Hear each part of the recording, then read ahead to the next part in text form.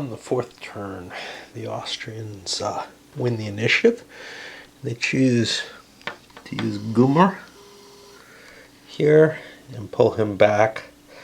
Activating him is kind of important. I actually was able to switch the command again. So far I haven't failed yet, I don't think. But pulling him back is good because at full movement I was able to get him out of, this sort of dangerous route. Now obviously the French still have Augereau under command. However, which command of Augereau, it's going to be these guys, that is actually active. All this back here is not, because it's not in line for that. I've got no easy way to mark that, but I do have to kind of remember that. Something was pointed out to me yesterday, the day before, I don't know, when I first started looking at this, that this battle, Castiglione, is actually fought over the same territory of a battle I have in another game that I haven't gotten to yet. Risorgimento here. Which should be kind of cool. This is Napoleon III will be fighting over this same Solferino terrain, which should be kind of neat. Anyway, we'll see what we get out of the chit draws. I mentioned how it was difficult to do the withdrawal. Part of the reason is the chip pull system. If this wasn't a chip pull system, I could just pull everything back at once and just keep falling back. I can sort of do that if I get the right draws. So I'm going to have to kind of count on them, and this is where the luck comes in. This guy got drawn next. I fell back a little bit.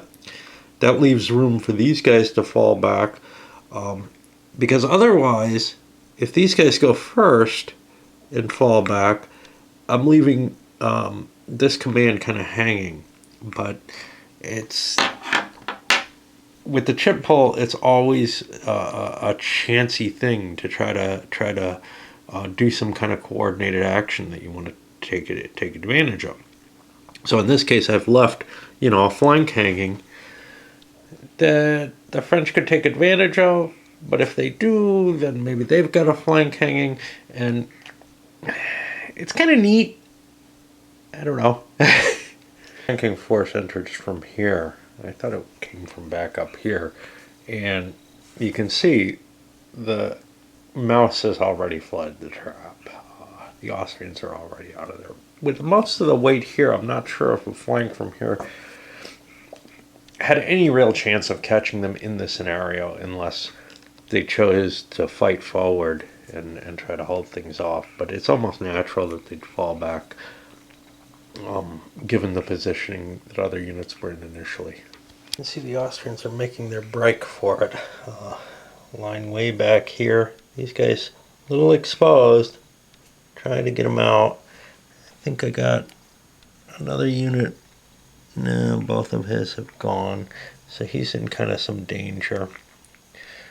These guys have not moved yet, I don't think. It's hard to tell. The colors are so similar. I had that problem here between Fiorella and Augereau as well, nearby and very similar colors. But largely it looks like we're getting away. A lot of French picks to be made though, and maybe they can do some damage. It's not an easy game to attack in though, actually. Okay, let's see. Massena's forces pushed forward over here with some success. I actually killed a unit. But over here we got repulsed with an attack out of the woods because one of the units, this guy, refused to attack. So the guy here had to, this is the unit that got killed actually, had to charge down the hill here, which isn't actually good. That steeper slope is actually a penalty to go down, whereas being above is usually okay. Actually, I think an advantage. Down an elevation level gives you a +1, the momentum of a charge, but obviously going down something steeper than that isn't. But this guy got knocked back. These Austrians, though, are not in good shape where they are. They're pretty much surrounded, which is troublesome. My cup runneth empty. The Austrians actually did a reserve move, pulled back with these guys, these cav here. opens some clearing. Basically, I'm surrendering these units, saying I can't save them, but maybe I can get the rest of my army out, and it looks like it's going to be a close run thing. There are a lot of damaged units, but that'll take a count there. The French did not do a reserve movement. Do I have to worry about collapse? I think this green thing's collapsed. Who is that? Is that this guy? Yeah. So his units are now permanently out, and I should put these little, I got plenty of route markers. Let's put those in place for them. So that was Sherbets, and hey, we got victory hex markers. Let's use those. I don't have a use for them. And the other one that's knocked out, well, Pinko here is knocked out, but he doesn't have any pieces on the board left, so I don't have to worry too much about him. Anything else I got to worry about? The overall commanders, and we definitely want to move Nappy to here. He's in command of all three of these units. I don't have to. The bonus of that is I don't have to waste my commands on these guys. Fiorella, I can get rid of that marker. He's on the board now. And as to Wormser, we want to pull him back.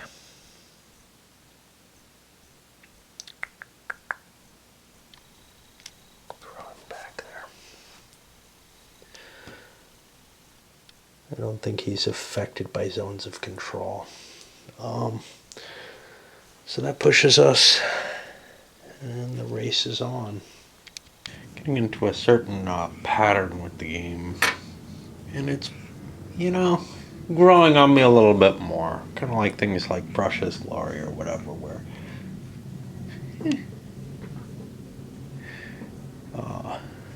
I feel like I am seeing a little bit of enjoyment in it that I wasn't otherwise.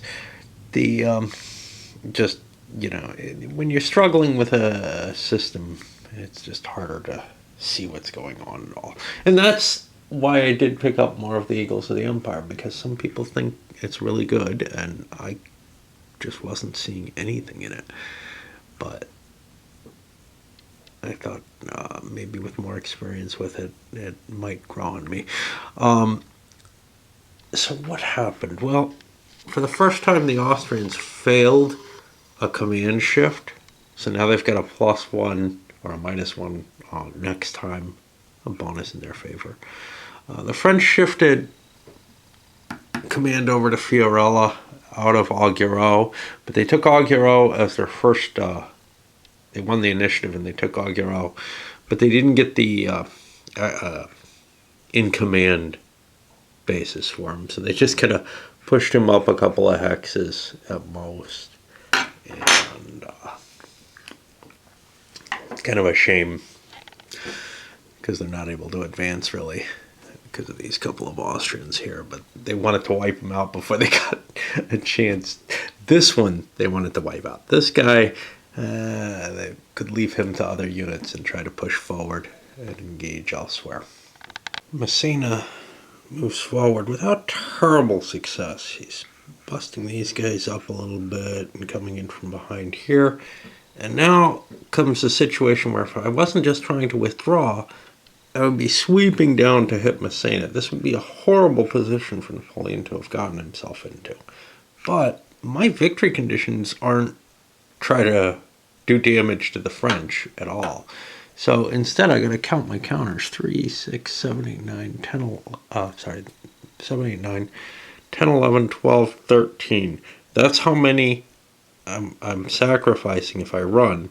1, 2, 3, 4, 5, 6, 7, 8, 9, 10, 11, 12, 13, 14, 15. I think I've got a fairly decent margin. I should just run as hard and as fast as I can. And at the end of the turn, the Austrians have largely actually gotten away.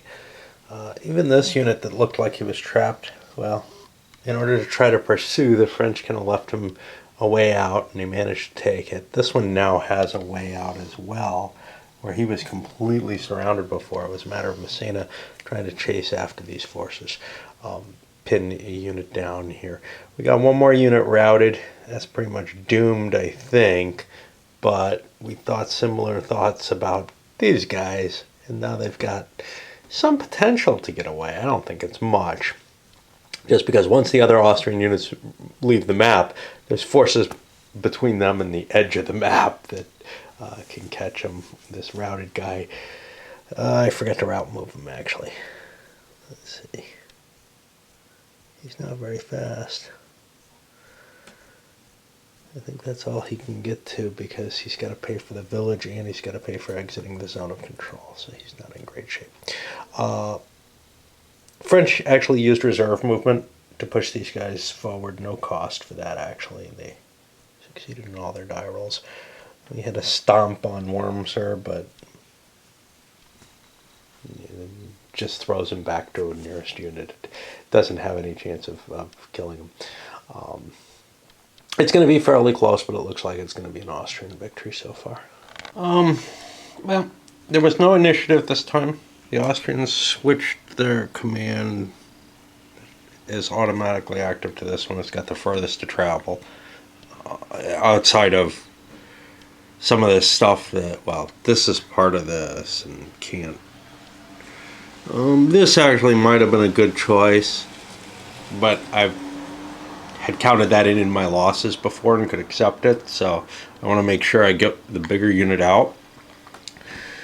The French are still not doing a coordinated action. They have one per game. I don't see much use for it unless it was to, trigger something like this along with the larger unit.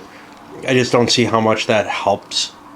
So it's like, well, it is still a limited commodity. Maybe some magical need will come up where I'm going to hit something from both sides.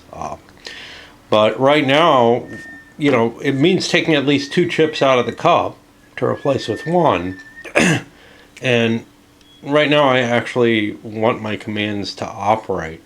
Like, I want to make sure I get more chances to operate with something to try to, slip in there before the Austrians do with a command. So it seems to me having more chips in the cup is slightly more valuable than whatever I might gain out of having a couple of larger commands operating together. I think it's pretty much over for the Austrians. They got cut off here by Massena's troops. Most of their units are off the board already successfully, but destruction here. This guy is getting kind of cut off by zones, so he can't easily navigate his way out. This guy is pretty much cut off. Basically, if neither of these can escape, the French have won. And this one's actually even threatened. Everything else, though, has withdrawn successfully. It's going to be a close value still, but it's going to be a French victory. Even though the last few pieces are pretty much doomed, this guy got destroyed. What is this guy here? Widdenfeld is back here. Now, Wormser got stepped on, so he fell back there. But he's routed now, mainly because he used his 2 chits early, couldn't get off the board, and then a forced march by Fiorella got him close enough that he was in range to launch an attack afterwards on his next chit. The 2 chit thing is weird. You think, you're most of the way across the map. I mean, Fiorella was back here, and he's all the way over to that side of the map now. Yeah, it's a small map, but man, you can get some pretty big movement that's uncontested if the other guy's out of chits there. And then here we've got Augeral pretty much has this surrounded. There's one exception. He can slip out this way. That's not in a zone of control. But everything else he's closed from, and he's got to find his way out to one of these 3 hexes. It's not going to happen. I could probably, in fact, I think I can call it now, but I'm just finishing up the turn for whatever reason. Well, that's the end of the turn. Let me count the pieces just to make sure, because these 2 units may be enough to get out of here and to make a victory or a tie. 1, 2, 3, 4, 5, 6, 7, 8, 9, 10, 11, 12, 13, 14, 15, 16, 17. I doubt it. 1, 2.